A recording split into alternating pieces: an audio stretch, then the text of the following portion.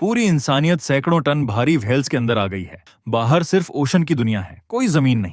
हर whale कुछ समय बाद समंदर का पानी निगलती है, जिसके साथ सप्लाई बहकर व्हेल के पेट में आती है। सब लोग इसके खुलने के बाद पानी और खाना पा सकते हैं, साथ ही सर्वाइवल के लिए जरूरी टूल्स या ब्लूप्रिंट्स भी।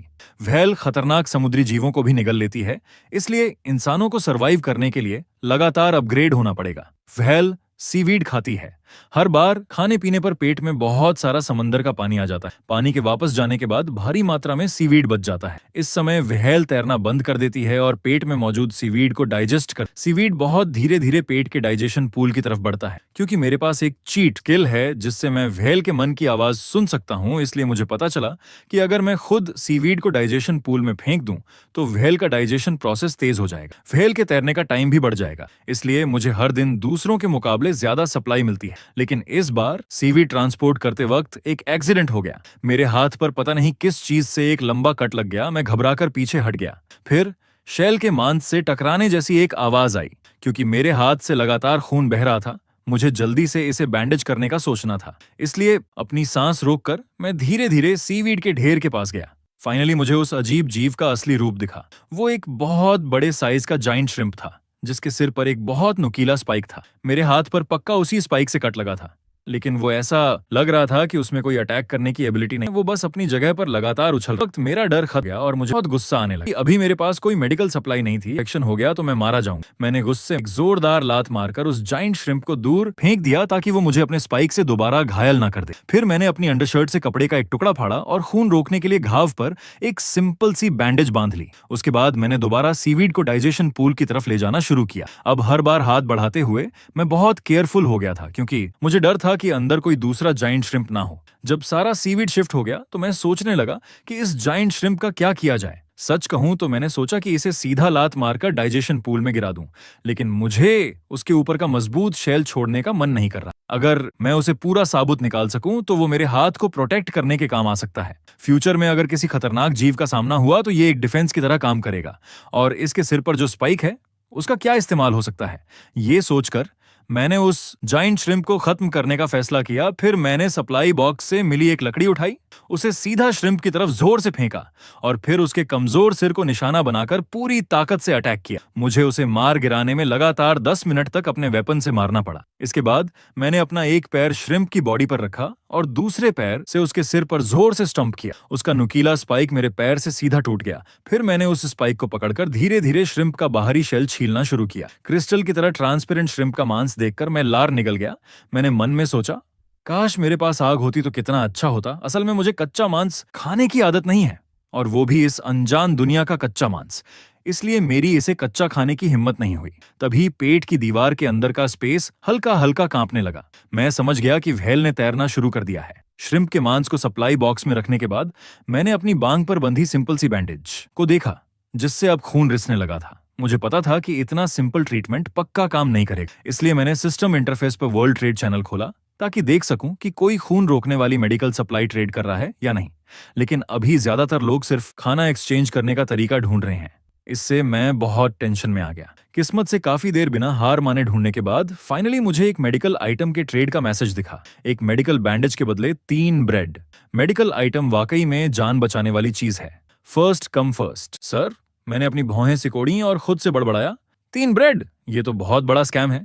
लेकिन मेरे हाथ से खून बहना शुरू हो गया था। मैं और देरी नहीं कर सकता था। लेकिन अभी मेरे पास सिर्फ 2 ब्रेड थीं, जो ट्रेड करने के लिए काफी नहीं थीं। इसलिए मैंने उस सेलर की प्रोफाइल पिक्चर पर क्लिक किया और उसके साथ बार्गेन करने का फैसला किया।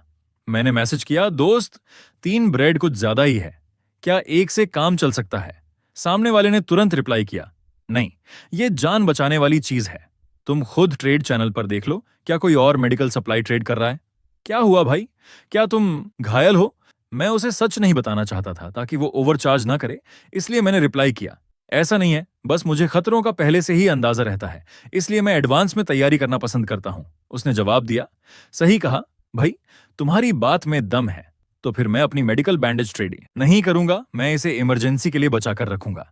याद दिलाने के लिए शुक्रिया भाई। मैं तुरंत पैनिक हो गया और मैसेज किया, अरे ऐसा मत करो दोस्त, 2 ब्रेड के बारे में क्या ख्याल है? हम तो भाई, तुम असल में घायल हो, है ना? मैंने चुपचाप पकड़ लिया, लेकिन अगर सोचा जाए तो ये सही भी है। इस दुनिया में आए हुए अभी दूसरा ही दिन है, ऐसे में जब ज्यादातर लोग खाना एक्सचेंज कर रहे हैं तो सिर्फ तुम ही मेडिकल आइटम ट्रेड करना चाहते हो। ये चीज अपने आप में सब कुछ बता देती है। 2 ब्रेड और 1 पानी की बोतल, बस यही मेरा इकलौता बचा हुआ राशन है। अगर तुम अभी भी ट्रेड नहीं करना चाहते तो मेरे पास और कोई रास्ता नहीं है। ये मैसेज मैंने बहुत ही सख्ती से भेजा था और सच में ये मेरा पूरा खाना था। अगर ट्रेड सक्सेसफुल हो गया तो मेरे पास सिर्फ 2 पानी की बोतलें बचेंगी। अगर आज के तीनों सप्लाई बॉक्स में खाना नहीं निकला तो मुझे जिंदा रहने के लिए सिर्फ पानी पर ही निर्भर रहना पड़ेगा। उस इंसान ने रिप्लाई किया, भाई तुम दूसरों को इतना बुरा मत समझो, मैं तुम्हें ओवरचार्ज नहीं करूंगा। एक काम करते हैं, मैं तुमसे 1 ब्रेड और 1 पानी की बोतल के बदले ट्रेड करूंगा। ये मैसेज देखकर मैं मन ही मन बहुत खुश हुआ, लेकिन मुझे थोड़ा अनरियल सा भी लगा। क्या सच में मेरी किस्मत इतनी अच्छी है कि मुझे एक अच्छा इंसान मिल गया? फिर सामने वाले ने जो ट्रेड इन्फो भेजी वो वाकई 1 ब्रेड और 1 पानी की बोतल में बदल चुकी थी। मैंने बिना किसी झिझक के ट्रेड पर क्लिक कर दिया। मेरे सप्लाई बॉक्स में मौजूद ब्रेड और पानी की बोतल नीली रोशनी के साथ चमकी और फिर पलक झपकते ही गायब हो गई और उसकी जगह एक मेडिकल बैंडेज का रोल आ गया। मैंने तुरंत उसे उठाया, अपने घाव पर बंधे कपड़े को खोला और दर्द सहते हुए आधी पानी की बोतल से अपने घाव को थोड़ा सा धोया। इसके बाद मैंने घाव पर बैंडेज बांध ली और फाइनली खून बहना रुक गया। तभी सिस्टम इंटरफेस पर एक प्राइवेट मैसेज आया, भाई देखो मैंने तुम्हारी मजबूरी का फायदा नहीं उठाया, क्या अब तुम मुझे बता सकते हो कि तुम घायल कैसे हुए? मैं हल्का सा मुस्कुराया। सच में एक स्मार्ट इंसान है। साफ दिख रहा है कि वो मुझ पर एहसान जताना चाहता है ताकि वो मेरे मुंह से घायल होने का असली कारण जान सके। आखिर व्हेल के पेट के अंदर का स्पेस चारों तरफ से नर्म मांस की दीवारों से बना है। यहाँ सच में घायल होना बहुत मुश्किल है। इसलिए मैं कैसे घायल हुआ ये जाहिर सी बात है कि एक इम्पॉर्टेंट इन्फॉर्मेशन थी जिसे मैंने भी नहीं छुपाया और सीधा उसे जाइंट श्रिम्प के बारे में सब कुछ बता दी। हमारी बातचीत खत्म होने के कुछ देर बाद ही इसोफेगस की तरफ से समंदर के पानी की आवाज आने लगी। मैंने जल्दी से अपने ऑक्सीजन जनरेटर को इसोफेगस मेम्ब्रेन के बगल में शिफ्ट किया। यहाँ समंदर के पानी का इम्पैक्ट सबसे कम होता था। फिर मैंने अपने सारे सप्लाई बॉक्स उठाकर ऑक्सीजन जनरेटर के ऊपर रख दिए जहां पानी बिल्कुल नहीं पहुंच रहा था। इस तरह मुझे फ्यूचर में हर बार सप्लाई बॉक्स को उठाकर नहीं रखना पड़ेगा। पानी के वापस जाने का इंतजार करने के बाद इस बार एक नया सप्लाई बॉक्स आया जिसमें से मुझे 10 पत्थर, 10 यूनिट मिट्टी और 10 यूनिट सूखी घास मिली। ये सब सिर्फ मटेरियल्स क्यों हैं? मुझे खाने की जरूरत है। मेरे पास अब सिर्फ 1 ब्रेड बची है। कुछ समय बाद व्हेल ने दूसरा सप्लाई बॉक्स निगल लिया। डिंग, स्मॉल प्लांटिंग बॉक्स का ब्लूप्रिंट मिला। भले ही ये खाना नहीं था लेकिन मैं फिर भी थोड़ा खुश था। प्लांटिंग बॉक्स का नाम सुनकर ही पता चल रहा था कि इसका यूज खाना उगाने के लिए किया जाएगा। लेकिन अभी मेरे पास कुछ मटेरियल्स की कमी थी जिससे मैं इसे तुरंत क्राफ्ट नहीं कर सकता था। कुछ घंटों बाद आखिरी सप्लाई बॉक्स अंदर आया। उसे खोलने से पहले मैंने प्रार्थना की, प्लीज मुझे खाना दे दो। डिंग, 1 सेब और 1 केला मिला। चलो ठीक है, ये वाकई खाना ही है। भले ही फल खाने से ब्रेड की तरह पेट नहीं भरता, लेकिन ये मुझे परसों तक सरवाइव करने में मदद कर देगा। तभी मेरे दिमाग में व्हेल की आवाज गूंजी, उफ, मैं बहुत थक गई हूं, अब सोने जा रही हूं। इसलिए मैं भी उसके साथ आराम करने चला गया। जब व्हेल दोबारा एक्टिव हुई तो मैं भी उठ गया। अभी मेरा काम व्हेल के खाने पीने का इंतजार करना था। इस बीच मैंने वर्ल्ड चैट चैनल खोला ताकि बाकी सर्वाइवर्स की हालत देख सकूं। बॉस लोगों, मेरा खाना खत्म हो गया है। मेरे पास सिर्फ 1 तरबूज का बीज बचा है। क्या कोई मेरी मदद कर सकता है? मैं इसे सिर्फ 1 ब्रेड के बदले ट्रेड करूंगा। तरबूज के बीज का क्या फायदा? अभी तो यही नहीं पता कि खेती कैसे करनी है और तुम इसके बदले 1 ब्रेड मांग रहे हो। भाई चिल्लाना बंद करो। तुम कल से लेकर आज तक बस यही रट लगाए हुए हो। अभी हर इंसान को दिन में सिर्फ 1 सप्लाई बॉक्स मिलता है, उसमें से खाना निकलेगा या नहीं ये पूरी तरह किस्मत पर डिपेंड करता है। ज्यादातर लोगों के पास खाने की बहुत कमी है। भला कौन तुम्हारे इस यूजलेस तरबूज के बीज के लिए ट्रेड करेगा? ये मैसेज देखकर मैंने थोड़ा सोचा। तरबूज का बीज पक्का प्लांटिंग बॉक्स में उगाया जा सकता है। इसलिए मैंने उस इंसान की प्रोफाइल पिक्चर पर क्लिक किया और उसे एक मैसेज भेजा। सामने वाले ने तुरंत रिप्लाई किया, बॉस, क्या आप तरबूज का बीज ट्रेड करना चाहते हैं? हाँ, लेकिन मैं ब्रेड के बदले नहीं बल्कि कच्चे श्रिम्प के मांस से ट्रेड करूंगा। कोई बात नहीं, बस कुछ खाने लायक होना चाहिए। लेकिन बॉस, आपको श्रिम्प कहां से मिला? सामने वाला साफ तौर पर थोड़ा हैरान था। मैंने शॉर्ट में उसे श्रिम्प का मांस मिलने का प्रोसेस बता दिया। मुझे कच्चा मांस खाने की आदत नहीं है और अगर इसे कुछ दिन ऐसे ही रखा तो ये खराब हो जाएगा। इसलिए मैंने सोचा कि इसे तुम्हारे तरबूज के बीज से एक्सचेंज कर लूं। आपका बहुत बहुत शुक्रिया बॉस। अगले ही सेकंड तरबूज के बीज का ट्रेड सीधा कंप्लीट हो गया। वाह, ये श्रिम्प का मांस तो सच में बहुत बड़ा है। बॉस, मेरा नाम न्यू जीतो है। फ्यूचर में अगर आपको मेरी कोई मदद चाहिए तो मैं बिना कुछ सोचे हाजिर हो जाऊंगा। कोई बात नहीं, ये तो मेरा फर्ज था।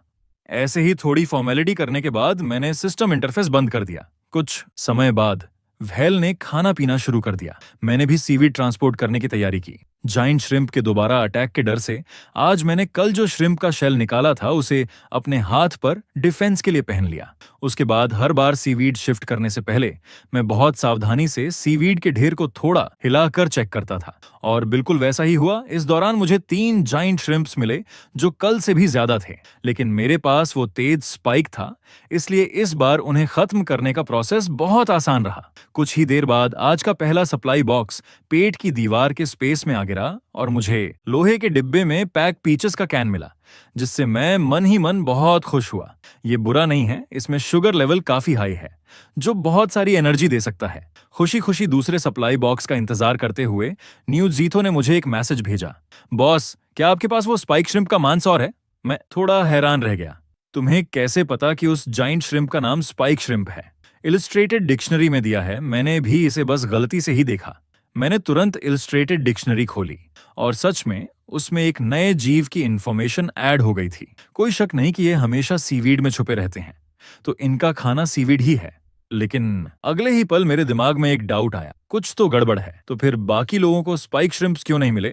काफी गहराई से सोचने के बाद मुझे एक पॉसिबिलिटी समझ आई। क्या ऐसा इसलिए है क्योंकि मैं हर बार व्हेल का डाइजेशन प्रोसेस तेज करने में मदद करता हूं, जिसके कारण उसका एक्टिविटी टाइम हर दिन दूसरी व्हेल्स से बहुत ज्यादा होता है, और इसलिए वो उस ओशन एरिया में पहुंच गई जहां स्पाइक श्रिम्प्स पाए जाते हैं। पक्का यही रीजन होगा। ऐसा लग रहा है कि मैं बाकी लोगों से काफी आगे निकल चुका हूं, लेकिन इस न्यूज ने मुझे खुश करने के बजाय थोड़ा नर्वस कर दिया है, जैसे जैसे हम अपने शुरुआती ओशन एरिया से दूर होते हैं। ओके जाइए, हमारा सामना उतने ही ज्यादा समुद्री जीवों से होगा। अगर गलती से व्हेल ने किसी ऐसे समुद्री जीव को निगल लिया जिसे मैं अभी नहीं हरा सकता, तो मुझे डर है कि मेरी मौत पक्की है। बॉस, ये स्पाइक श्रिम्प का मांस बहुत अच्छी चीज है। इसे खाने के बाद एक स्ट्रेंथ पॉइंट बढ़ जाता है, इसलिए मैं अपने अभी मिले हुए ब्लूप्रिंट को ट्रेड करके आपसे एक और स्पाइक श्रिम्प लेना चाहता हूं।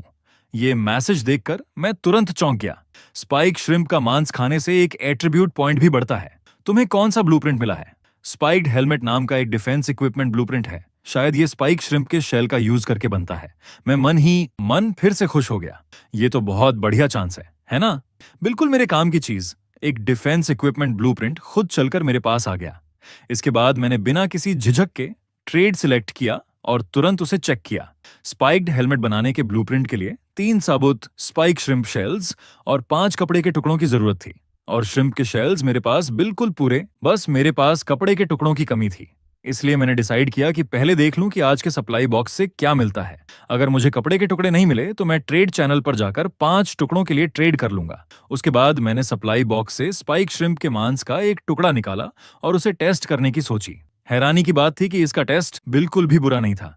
डिंग, स्पाइक श्रिम्प का मांस खाया, स्ट्रेंथ +1। सिस्टम का नोटिफिकेशन साउंड सुनकर मैंने जल्दी से अपना बॉडी एट्रीब्यूट पैनल खोला। स्ट्रेंथ सच में 1 पॉइंट बढ़ गई थी, लेकिन मुझे अपनी बॉडी में कोई बदलाव महसूस नहीं हुआ। शायद सिर्फ 1 पॉइंट बढ़ने की वजह से ये साफ पता नहीं चल रहा था। 2-3 घंटे बाद आज का दूसरा सप्लाई बॉक्स पेट की दीवार के स्पेस में आया, जिसमें मुझे 10 पत्थर, 10 लकड़ियां और 10 कपड़े के टुकड़े मिले। मैं मन ही मन बहुत खुश हुआ। फाइनली कपड़े के टुकड़े मिल गए। उसके बाद मैंने स्पाइक्ड हेलमेट का ब्लूप्रिंट खोला और क्राफ्ट पर क्लिक किया। 3 स्पाइक श्रिम्प शेल्स और 5 कपड़े के टुकड़े नीली रोशनी में बदल गए, और बहुत जल्द एक हेलमेट जिसके टॉप पर 3 नुकीले स्पाइक्स लगे थे मेरे हाथों में आ गया। इसे ट्राई करने पर मुझे लगा कि इसका साइज बिल्कुल फिट था। फिर मैंने इसे उतारा और सावधानी से एक खाली सप्लाई बॉक्स के अंदर रख दिया, ताकि कल सीवीड शिफ्ट करते वक्त इसे पहन सकूं। तभी न्यू जीथो ने एक मैसेज भेजा, बॉस, मैंने स्पाइक श्रिम्प का मांस खा लिया है, लेकिन इस बार मुझे स्ट्रेंथ पॉइंट नहीं मिला। मैंने बिना किसी हैरानी के सिर हिलाया। ऐसा लग रहा था कि स्पाइक श्रिम्प का मांस सिर्फ पहली बार खाने पर ही स्ट्रेंथ एट्रीब्यूट बढ़ाता है। उसके बाद न्यू जीथो के मैसेज में थोड़ी हिचकिचाहट झलक रही थी। बॉस, मैंने अभी आपके साथ जो ब्लूप्रिंट ट्रेड किया है वो भी काफी रेयर है। क्या आप मुझे एक और स्पाइक श्रिम्प का मांस दे सकते हैं? असल में मेरे पास भी सिर्फ 2 ही थे। एक मैंने तुम्हें ट्रेड कर दिया और दूसरा मैंने खुद खा लिया है। कल देखते हैं, अगर मुझे और मिले तो मैं तुम्हें एक और दे दूंगा। मुझे इसमें कोई प्रॉब्लम नहीं थी। वैसे भी एक डिफेंस इक्विपमेंट के ब्लूप्रिंट की वैल्यू एक स्पाइक श्रिम्प के मांस से कहीं ज्यादा थी, लेकिन मैं इस बात को लेकर भी श्योर नहीं था कि न्यू जीथो सच बोल रहा है या नहीं। क्या पता दूसरा स्पाइक श्रिम्प का मांस खाने पर भी उसे स्ट्रेंथ मिल रहा हो और वो जानबूझकर मुझे बेवकूफ बना रहा हो। ऐसा होना भी इम्पॉसिबल नहीं था। इसलिए बाकी बचे हुए स्पाइक श्रिम्प के मांस को लेकर मुझे कल खुद खाने तक इंतजार करना था। जब मैं कंफर्म कर लूंगा कि इससे और स्ट्रेंथ पॉइंट नहीं बढ़ते, तभी मैं इसे न्यू जीथो को ट्रेड करूंगा। थोड़ी देर बाद इसोफेगस की तरफ से समंदर के पानी के उफनने की आवाज आई। आज का आखिरी सप्लाई बॉक्स आ गया था। मुझे एक सेल्फ हीटिंग पैक मिला। मैं मन ही मन बहुत खुश हुआ। क्या इसका मतलब यह था कि कल मैं स्पाइक श्रिम्प के मांस को पकाकर खा सकता हूं? लेकिन बहुत जल्द मैंने इस आइडिया को ड्रॉप कर दिया। नहीं, बिल्कुल नहीं, ये सेल्फ हीटिंग पैक सिर्फ एक ही बार यूज किया जा सकता है। इसे सिर्फ एक श्रिम्प का मांस पकाने के लिए यूज करना बहुत बड़ी बर्बादी होगी। जब मैं दोबारा उठा तो इस दुनिया में मेरा चौथा दिन शुरू हो चुका था। मैंने सबसे पहला काम यह किया कि नाश्ते में स्पाइक श्रिम्प का मांस खाया। न्यू जीथो ने वाकई मुझे धोखा नहीं दिया था। सच में इससे और स्ट्रेंथ नहीं बढ़ रही थी। इस बात से मुझे थोड़ी निराशा हुई। कुछ समय बाद व्हेल ने खाना पीना शुरू कर दिया। मैंने कल बनाया हुआ स्पाइक्ड हेलमेट अपने सिर पर पहना और सीवीड ट्रांसपोर्ट करने का इंतजार करने लगा। लेकिन तभी अचानक मुझे व्हेल की एक बच्चों जैसी आवाज सुनाई दी। कितनी बुरी बात है, ये सब हमेशा मेरा खाना क्यों चुरा लेते हैं? व्हेल की टोन सुनकर लग रहा था कि वो बहुत गुस्से में है। शायद वो स्पाइक श्रिम्प्स थे जो सीवीड खाकर उसका खाना छीन रहे थे। इसका मतलब आज सीवीड में बहुत सारे स्पाइक श्रिम्प्स होने वाले थे। थोड़ी देर बाद जब मैं सीवीड शिफ्ट करूंगा तो मुझे केयरफुल रहना होगा। इसके अलावा सिचुएशन देखकर लग रहा था कि व्हेल किसी ऐसे ओशन एरिया में आ गई थी जहां स्पाइक श्रिम्प्स बहुत भारी तादाद में थे। अचानक पेट की दीवार का पूरा स्पेस जोर से कांपने लगा। फिर वो एक तरफ झुकने लगा और आखिर में लगभग सीधा खड़ा हो गया। मैं बिना किसी तैयारी के सीधा मांस की दीवार से जा टकराया। किस्मत से मांस की दीवार नर्म थी, इसलिए मुझे थोड़ा चक्कर आने के अलावा शरीर में कहीं और चोट नहीं आई। लेकिन ऑक्सीजन जनरेटर का सारा समंदर का पानी बाहर गिर गया था और मेरे पिछले कुछ दिनों के जमा किए हुए सप्लाई बॉक्स भी इधर उधर बिखर गए थे। फिर मैंने कसकर एक सप्लाई बॉक्स को पकड़ लिया क्योंकि उसके अंदर पीचेस का कैन और सेल्फ हीटिंग पैक रखा था। इन दो कीमती आइटम्स को कुछ नहीं होना चाहिए था। इस वक्त मेरा दिमाग बहुत सारे सवालों और पैनिक से भरा हुआ था। आखिर हुआ क्या है? क्या किसी दूसरे जीव ने व्हेल पर अटैक कर दिया है? भले ही व्हेल का साइज बहुत विशाल है, लेकिन इस अनजान दुनिया में इस बात की कोई गारंटी नहीं है कि कोई उससे भी बड़ा जीव उस पर अटैक नहीं करेगा। अचानक बूम! बादलों के गरजने जैसी एक तेज धमाके की आवाज व्हेल की बॉडी को पार करते हुए पेट की दीवार के अंदर गूंज उठी। उस पावरफुल साउंड वेव ने मेरी पूरी बॉडी को हिलाकर रख दिया और मेरे सिर में हथौड़े की चोट जैसा तेज दर्द होने लगा। मेरा खाना चुराते हो, मेरी पूंछ तुम सबको उड़ा देगी। व्हेल के मन की आवाज अचानक गूंजी, जिससे मुझे तुरंत इस पूरी अजीब घटना का कारण समझ आ गया। वाह भाई, तो वो श्रिम्प्स को कूट रही थी। इस वक्त मेरे अटके हुए सांस में सांस आई और पेट का स्पेस भी नॉर्मल हो गया था। थोड़ा रेस्ट करने के बाद मैंने ऑक्सीजन जनरेटर को सीधा खड़ा किया। भले ही उसके अंदर समंदर का पानी ना के बराबर बचा था, लेकिन किस्मत से व्हेल जल्दी ही खाना पीना करने वाली थी। तब तक ये पूरा भर जाएगा। जमीन पर बिखरे हुए सप्लाई बॉक्स भी मैंने एक एक करके उठाकर वापस अपनी जगह पर रख दिए। तभी व्हेल ने खाना शुरू कर दिया और समंदर का पानी अंदर आने लगा। मैंने तुरंत सिस्टम इंटरफेस खोला, ऑक्सीजन जनरेटर को ढूंढा और रिपेयर पर क्लिक कर दिया, जिससे समंदर का पानी अपने आप उसके अंदर भरने लगा। उसके बाद मैं आज के सीवीड ट्रांसपोर्ट करने के काम में लग गया।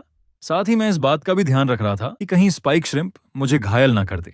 लेकिन जब सारा सीवीड शिफ्ट हो गया तो मुझे एक सरप्राइजिंग खुशी मिली, क्योंकि सीवीड के अंदर 10 मरे हुए स्पाइक श्रिम्प्स पड़े थे। साफ था कि उन सबको व्हेल ने मार गिराया था। अभी अभी उसकी पूंछ पटकने की आवाज ने लगभग मेरी जान ही निकाल दी थी। उसकी पावर का अंदाजा आसानी से लगाया जा सकता है। इसके अलावा आज व्हेल के पहले मील में ही मुझे 10 श्रिम्प्स मिल गए। तो जब आज इसका खाना पीना खत्म होगा तो क्या मुझे कुल मिलाकर 50 से 60 श्रिम्प्स नहीं मिल जाएंगे? लेकिन मैंने सोचा कि अगर मैं इन्हें ऐसे ही ढेर लगाकर रखूंगा तो अगली बार वाले स्पाइक श्रिम्प्स शायद पानी के साथ बह जाएंगे। इसलिए मुझे एक आइडिया आया कि एक और ऑक्सीजन जनरेटर बनाया जाए और फिर उसे पेट की दीवार के पास वी शेप में सटाकर रख दिया जाए।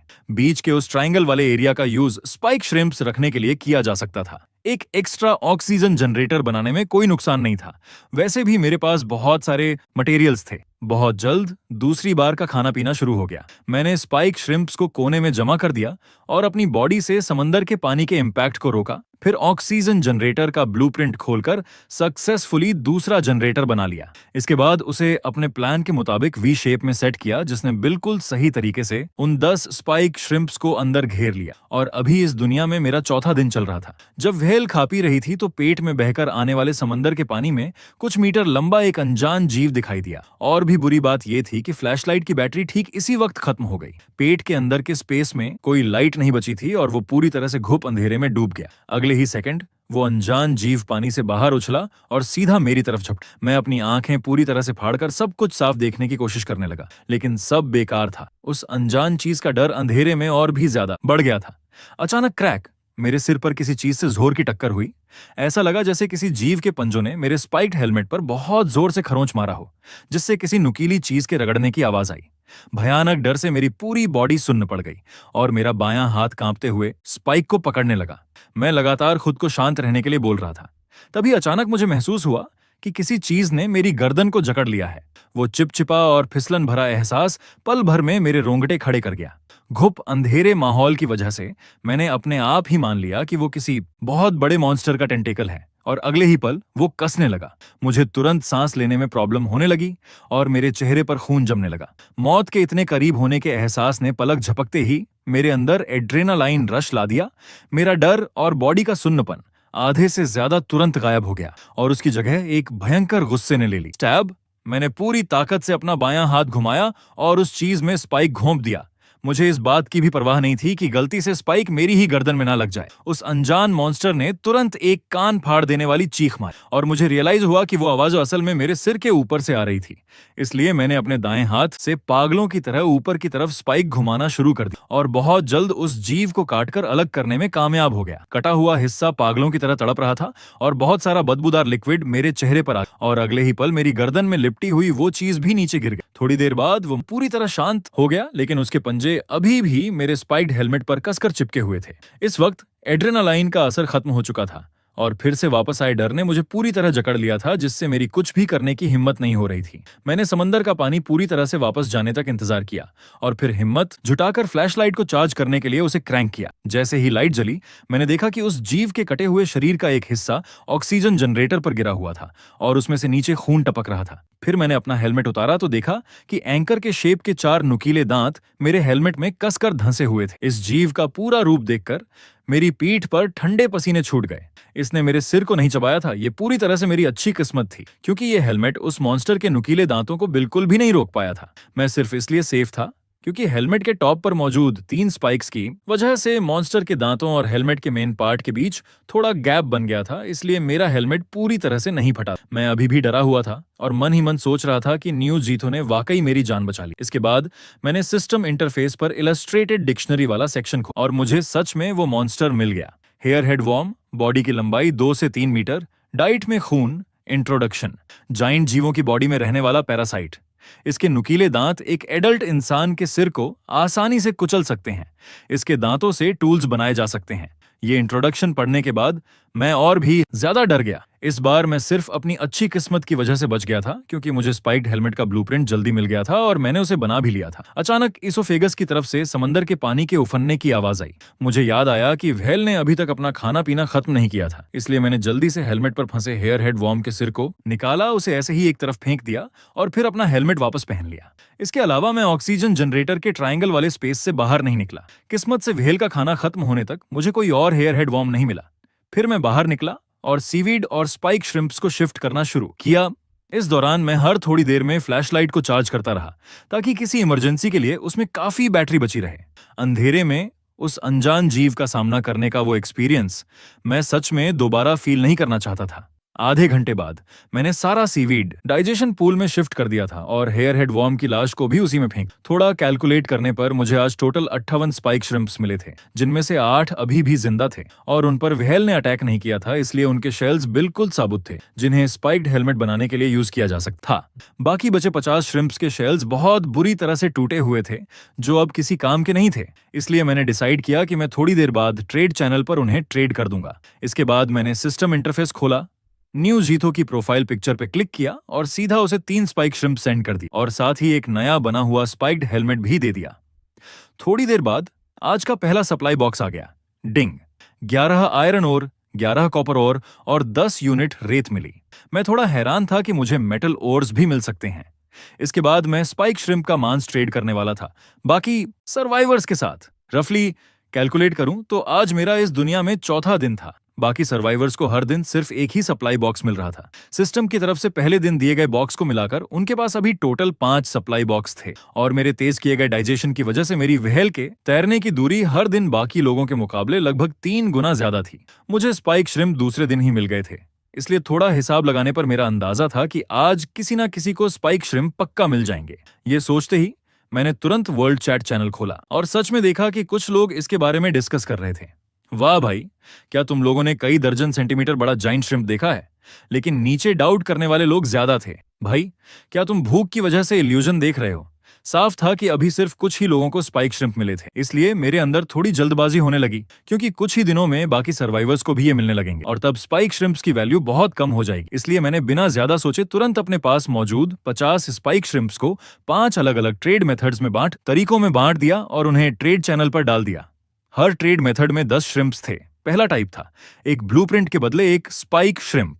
दूसरा टाइप खाने का ट्रेड था, एक कैन, एक ब्रेड और एक पानी की बोतल के बदले एक स्पाइक श्रिम्प। तीसरा टाइप था मेडिकल आइटम्स का, एक मेडिकल आइटम के बदले एक श्रिम्प। चौथा टाइप था मेटल ओर्स का, 10 यूनिट ओर के बदले एक श्रिम्प। पांचवा टाइप था बेसिक मटेरियल्स का, 50 यूनिट के बदले एक श्रिम्प। उसके बाद मैंने वर्ल्ड चैट चैनल पर स्पाइक श्रिम्प के मांस को बेचने का एडवर्टाइजमेंट दिया।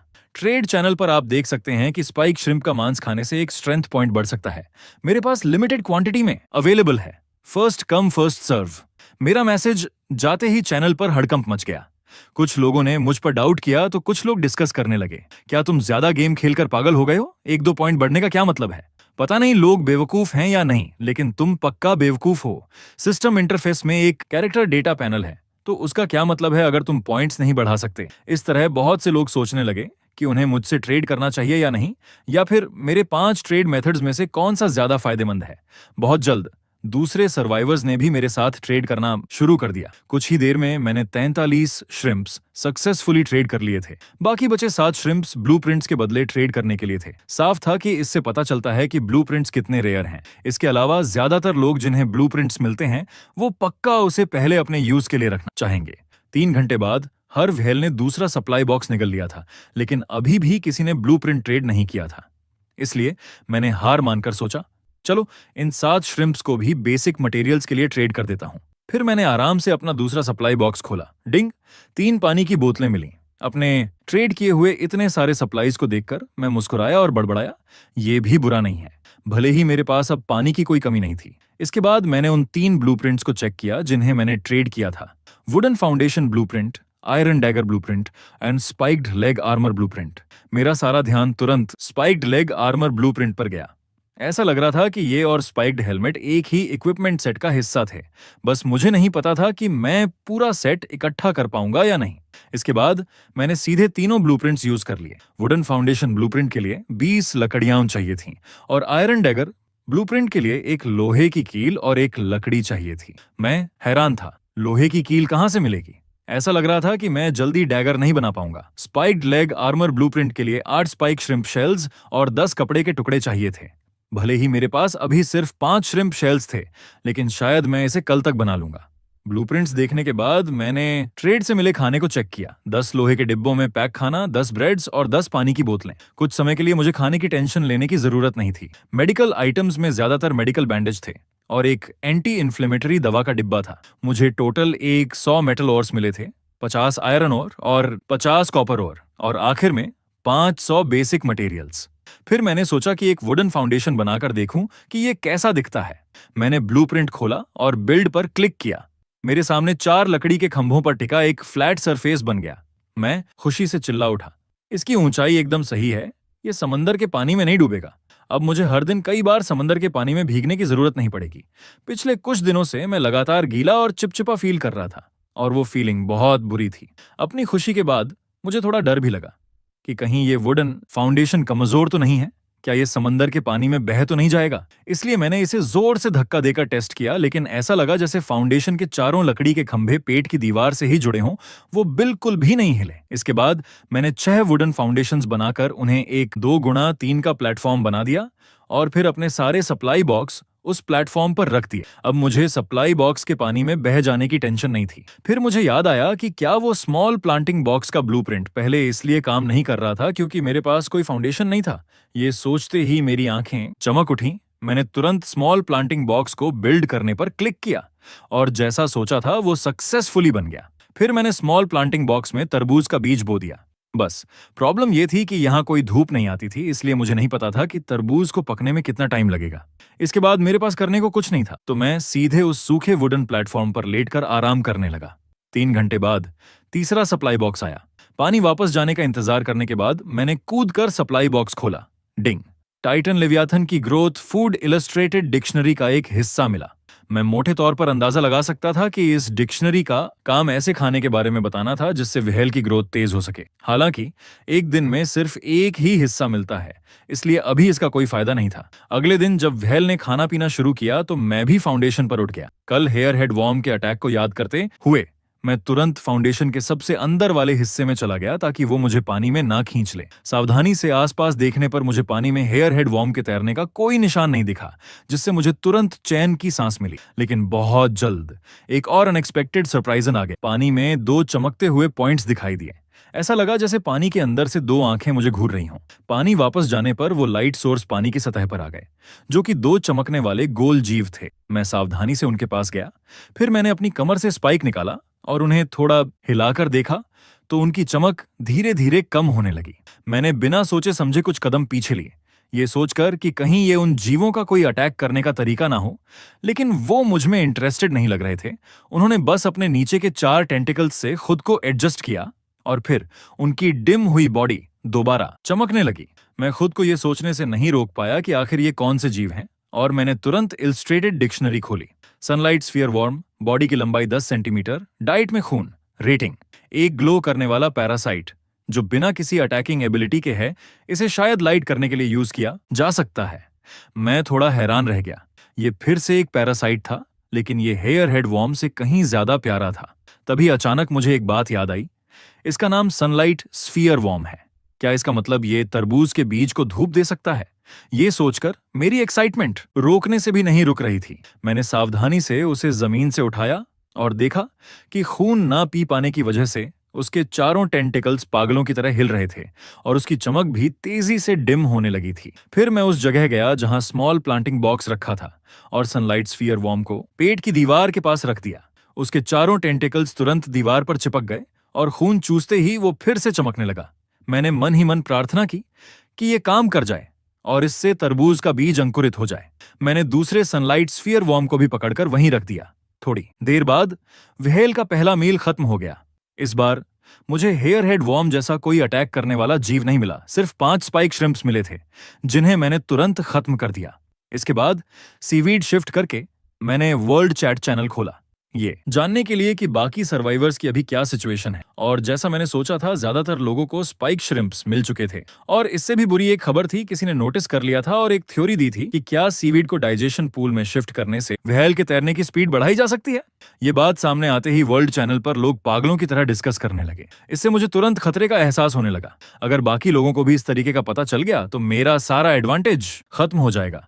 तभी आज का पहला सप्लाई बॉक्स समंदर के पानी के साथ बहकर अंदर आ गया। डिंग! मुझे टाइटन लेवियाथन का एक आउटिंग टिकट मिला। मैं हैरान रह गया। ये क्या था? एक बैंकनोट जैसी बड़ी चीज जो पूरी तरह सुनहरी थी। फिर मेरे दिमाग में सिस्टम का नोटिफिकेशन गूंजा, steel armoured Leviathan outing ticket. इसे यूज करके एक एडल्ट स्टील आर्मर्ड लेवियाथन की बॉडी में एंटर किया जा सकता है ताकि उसके पेट में मौजूद सारे पैरासाइट्स को खत्म किया जा सके। मिशन पूरा करने के बाद आप वापस आ सकते हैं और स्टील आर्मर्ड लेवियाथन के पेट से मिले सारे आइटम्स वापस लाए जा सकते हैं। सिस्टम का नोटिफिकेशन खत्म हुआ। मैंने बड़बड़ाते हुए कहा, तो ये एक गेम के कालकोठरी वाले पास जैसा है। लेकिन मैं इसे अभी यूज करने की जल्दबाजी में नहीं था, क्योंकि अपनी अभी की पावर और इक्विपमेंट्स के साथ एक हेयर हेड वॉर्म का सामना करना भी मेरे लिए बहुत मुश्किल था। इसके बाद मैं बाकी सर्वाइवर्स का डिस्कशन देखने लगा। अब उन्होंने कंफर्म कर लिया था कि खुद सीवीड ट्रांसपोर्ट करने से व्हेल तेज हो सकती है, लेकिन उनके लिए पेट के अंदर के स्पेस में कम ऑक्सीजन होना अभी भी एक प्रॉब्लम थी। अगर उनके पास मेरे जैसा ऑक्सीजन जनरेटर ना हो तो सीवीड शिफ्ट करने में इतनी एनर्जी खर्च होगी कि वो ऑक्सीजन की कमी से मर जाएंगे। तभी किसी ने सजेस्ट किया कि ऑक्सीजन की कमी वाली प्रॉब्लम का एक हल हो सकता है। अगर कोई ऑक्सीजन बनाने वाले आइटम का ब्लूप्रिंट ढूंढ ले तो सीवी ट्रांसपोर्ट करने का तरीका काम कर सकता है। इस इंसान का मैसेज देखकर मेरी नजर अपने पीछे कोने में रखे ऑक्सीजन जनरेटर पर गई। थोड़ा सोचने के बाद मैंने डिसाइड किया कि मैं इन्हें बहुत सारे बनाकर हाई प्राइस पर बेचूंगा, लेकिन इनके लिए मुझे ट्रेड में सिर्फ ब्लूप्रिंट्स ही चाहिए थे। मैं चाहता था कि इससे पहले कि किसी और को ऑक्सीजन जनरेटर का ब्लूप्रिंट मिले, मैं इसके फायदे का पूरा इस्तेमाल कर लूं। इसलिए मैंने वर्ल्ड चैनल पर एक मैसेज भेजा। लगता है मेरी किस्मत अच्छी है, मुझे अभी अभी एक ऑक्सीजन जनरेटर का ब्लूप्रिंट मिला है। वाह, सच में ये किस्मत तो बहुत ही तगड़ी है। भाई, क्या तुम ब्लूप्रिंट बेचोगे? तुम जो भी प्राइस बोलो मैं तैयार हूं। तुम उसे बेचोगे तो बेवकूफ कहलाओगे। भाई, तुम उसे खुद बनाओ और मुझे बेच दो, प्राइस हम डिस्कस कर लेंगे। और ऐसे ही सब लोग मुझसे ऑक्सीजन जनरेटर का प्राइस पूछने लगे। मैंने तुरंत उसे नहीं बेचा, बल्कि मैंने डिसाइड किया कि पहले हंगर मार्केटिंग वाली स्ट्रेटजी अपनाऊंगा। सब लोग शांत हो जाओ, मैं इसे आज नहीं बेचने वाला, क्योंकि मुझे अभी तक नहीं पता कि ये ऑक्सीजन जनरेटर कितनी ऑक्सीजन बनाता है। इसलिए मैं अगले 2 दिनों तक इसका इफेक्ट टेस्ट करूंगा और परसों बेचूंगा। भले ही मैंने ऐसा कहा, लेकिन फिर भी कुछ लोग मुझे प्राइवेट मैसेज करके पहले ही खरीदना चाहते थे। कुछ घंटों बाद मुझे हजारों प्राइवेट मैसेज आ चुके थे, तो मैंने सीधे शर्त रख दी कि मैं सिर्फ ब्लूप्रिंट्स के बदले ही ट्रेड करूंगा। इससे ज्यादातर लोग पीछे हट गए और आखिर में सिर्फ 8 लोग ही राजी हुए, लेकिन मैं फिर भी बहुत खुश था। उसके बाद खाने पीने का टाइम खत्म होने तक मैंने पेट में बचे हुए सीवीड से 8 ऑक्सीजन जनरेटर्स बनाए और उन्हें सक्सेसफुली 8 ब्लूप्रिंट्स के बदले ट्रेड कर दिया। थोड़ी देर बाद दूसरा सप्लाई बॉक्स अंदर आया। डिंग, मुझे एक शकरकंद का बीज मिला। इस पल मेरी खुशी और भी बढ़ गई, क्योंकि बीज का मतलब था खाने का एक पक्का जरिया। इसलिए मैंने एक और स्मॉल प्लांटिंग बॉक्स बनाया, उसमें आधा बोतल पानी डाला और फिर मैंने पेट भर खाना खाया। अभी मेरे पास काफी खाना था, इसलिए भूखे रहने की कोई जरूरत नहीं। तभी एक प्राइवेट मैसेज आया। हेलो, मेरा नाम यूटेरिन ब्लीडिंग है। मैं वही इंसान हूं जिसने वर्ल्ड चैनल पर सीवी ट्रांसपोर्ट करने वाली थ्योरी दी थी। मैं आपसे एक ऑक्सीजन जनरेटर ट्रेड करना चाहता हूं, क्या हम डील कर सकते हैं? ये मैसेज पढ़कर मुझे गुस्से से हंसी आ गई। तो ये वही इंसान था जिसने मेरा एडवांटेज खत्म करने की शुरुआत की थी और अब ये मुझसे ट्रेड करने की हिम्मत कर रहा था। सॉरी, मेरा ऐसा कोई इरादा नहीं है। यूटेरिन ब्लीडिंग ने हार नहीं मानी और रिप्लाई किया, मैं आपसे एक ब्लूप्रिंट के बदले ट्रेड करूंगा और आपको जो भी मटेरियल चाहिए वो भी दे दूंगा। मैंने फिर भी ट्रेड करने से मना कर दिया, लेकिन उसने हार नहीं मानी। मुझे पता है कि तुम इस मौके का फायदा उठाकर बाकी लोगों से आगे निकलना चाहते हो, लेकिन इस अनजान दुनिया में अकेले आगे निकलना अच्छा नहीं होता। कोई अच्छी बात नहीं है। तुम जितना आगे जाओगे, खतरा तुम्हारे उतना ही करीब होगा मेरे साथ होने से। भले ही मैं सीधे तुम्हारी मदद न कर पाऊं, लेकिन हम एक दूसरे को जल्दी तैयार होने के लिए रिमाइंड कर सकते हैं। उसका यह मैसेज देखकर मैंने सोचा, सच में पिछली बार जब मेरा सामना उस मॉन्स्टर वॉर्म से हुआ था तो मैं लगभग मरने ही वाला था। अगर किसी ने मुझे पहले ही रिमाइंड कर दिया होता तो मैं भी जल्दी तैयारी कर सकता था। मौत के इतने करीब होने की वे फीलिंग मैं सच में दोबारा महसूस नहीं करना चाहता। इस तरह उसने मुझे कन्विंस कर लिया। ठीक है, तुम्हारी बात में लॉजिक है, मैं तुम्हारे साथ ट्रेड करता हूं, एक अच्छी पार्टनरशिप के लिए। मिस्टर बाय, इसके बाद जब ब्लूप्रिंट ट्रेड हो गया तो मैंने उसे खोल कर देखा। ये एक वेपन था और इसकी वैल्यू भी बुरी नहीं थी। आज व्हेल का खाना खत्म हो गया था तो मैंने भी आराम करने का फैसला किया। सोने से पहले मैंने उस छोटे प्लांटिंग बॉक्स पर एक नजर डाली जिसका मुझे बेसब्री से इंतजार था, और वो सच में अंकुरित हो गया था। मेरे चेहरे पर उसी पल खुशी की चमक आ गई। सनलाइट स्फीयर वॉर्म सच में सूरज की रोशनी को रिप्लेस कर सकता था, लेकिन इसके साथ ही मेरे दिमाग में एक प्रॉब्लम आ गई। ये चीज आखिर व्हेल का खून चूसने वाला पैरासाइट है। अगर इसे ज्यादा इकट्ठा किया गया तो यह पक्का व्हेल के लिए नुकसानदायक होगा। इसलिए मैंने डिसाइड किया कि आगे से मैं सिर्फ 10 ही रखूंगा और बाकी को मार दूंगा। अगले दिन जब मैं सोकर उठा तो मैंने देखा कि तरबूज का पौधा पहले ही 10 सेंटीमीटर से ज्यादा बड़ा हो गया था और शकरकंद भी 56 सेंटीमीटर लंबा हो गया था। मैं तुरंत बहुत खुश हो गया, मतलब खाना अब जल्द ही सेल्फ सफिशिएंट होने वाला था। इसके बाद मैंने अपना थॉर्न हेलमेट पहना और फिर 8 थॉर्न स्केल श्रिम्प शेल और 10 स्क्रैप कपड़े यूज करके एक थॉर्न लेग आर्मर बनाया। फिर मैंने कल ट्रेड किए गए 8 ब्लूप्रिंट्स खोले। उनके अंदर थॉर्न स्केल सेट के 4 आइटम्स थे, थॉर्न बेल्ट, थॉर्न बूट्स और थॉर्न क्रॉच गार्ड। इस पल मेरे चेहरे पर फिर से एक मुस्कान आ गई और फिर मैंने इन ब्लूप्रिंट्स को बनाने के लिए जरूरी मटेरियल्स चेक किए। थॉर्न इक्विपमेंट सेट के साथ कोई प्रॉब्लम नहीं थी, शायद मैं बहुत जल्दी ये पूरा सेट बना लूंगा। अभी मेरे पास 10 श्रिम्प शेल बचे थे, तो मैंने बिना सोचे तुरंत थॉर्न क्रॉच गार्ड और थॉर्न बूट्स बना लिए। इस समय चारों इक्विपमेंट्स पहनने के बाद मुझे साफ तौर पर अपना शरीर थोड़ा भारी महसूस हुआ। इससे मुझे एक प्रॉब्लम का एहसास हुआ। अगर मैं बाकी बचे 2 इक्विपमेंट्स भी जोड़ लूं जो अभी तक नहीं बने हैं, तो मुझे लगता है कि मेरा शरीर सीधे तौर पर इसे सह नहीं पाएगा। इसके बाद मैंने अपना कैरेक्टर एट्रीब्यूट पैनल खोला जिस पर डिस्प्ले हो रहे थे सभी लोगों के एट्रीब्यूट्स।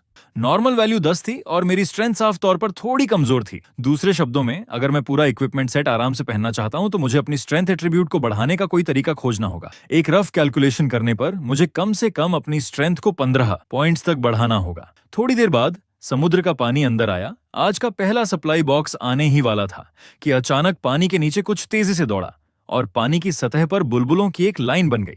मैंने रिफ्लेक्स एक्शन में वुडन फ्लोर के अंदर की तरफ कदम पीछे हटाए और फिर उस क्रीचर की परछाई ढूंढने लगा।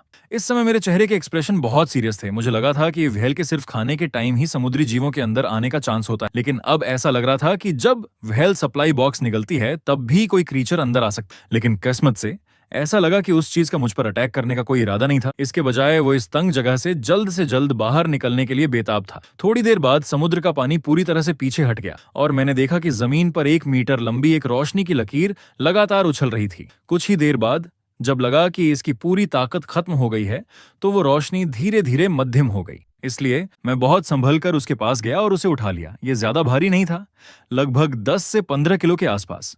इसके बाद मैंने क्रीचर डिक्शनरी खोली। स्मूथ स्किन डार्ट फिश, शरीर की लंबाई 1 मीटर। इंट्रोडक्शन। स्किन बहुत चिकनी होती है और पानी के अंदर इसकी स्पीड बहुत तेज होती है।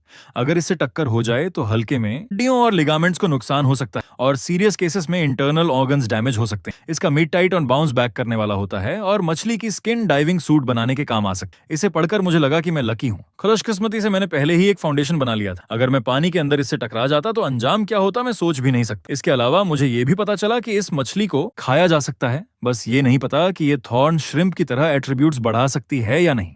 इस बात ने मेरे मन में थोड़ी बेचैनी पैदा कर दी। अभी मुझे सबसे ज्यादा जरूरत अपनी स्ट्रेंथ बढ़ाने की थी। फिर मैंने अपने थॉर्न डैगर का इस्तेमाल करके इसे स्लाइस्ड ऑफ फिश डिश में बदल दिया। इसे पूरा खाने के तुरंत बाद सिस्टम की आवाज गूंज उठी। डिंग। स्मूथ स्किन डार्ट फिश खाने पर कॉन्स्टिट्यूशन +1, स्पीड +1। मेरे चेहरे पर बहुत खचुशी छा गई। इसने तो 2 तरह के एट्रीब्यूट्स बढ़ा दिए। भले ही ये वो स्ट्रेंथ पॉइंट्स नहीं थे जो मैं चाहता था, लेकिन एक ही बार में 2 एट्रीब्यूट्स का बढ़ना, मैं अभी भी बहुत खदुश था। इसी समय न्यूजिथु ने मुझे मैसेज भेजा। बाय ब्रो, 2 दिन पहले मुझे दिए गए थॉर्न स्केल श्रिम्प और हेलमेट के लिए थैंक्स। मैंने अभी एक ब्लूप्रिंट खोला है, अब मैं इसे आपको गिफ्ट में दे रहा हूं। मेरी आंखें तुरंत चमक उठीं क्योंकि यह एक फर्टिलाइजर रेसिपी थी। क्या गजब की टाइमिंग थी। फर्टिलाइजर होने का मतलब था कि मैं प्लांटिंग बॉक्स में खाने की ग्रोथ स्पीड बढ़ा सकता था और जल्द ही सेल्फ सफिशिएंट फूड लेवल तक पहुंच सकता था। Ding. Basic fertiliser recipe compost bin में बनाई जानी चाहिए। इसके अलावा 5 यूनिट सूखी घास और 5 यूनिट व्हेल का गोबर चाहिए। मैं हैरान रह गया। कंपोस्ट बिन और सूखी घास तो मेरे पास पहले से ही थी, लेकिन व्हेल का गोबर कहां से लाऊं? क्या डाइजेशन टैंक से गोबर लिया जा सकता है?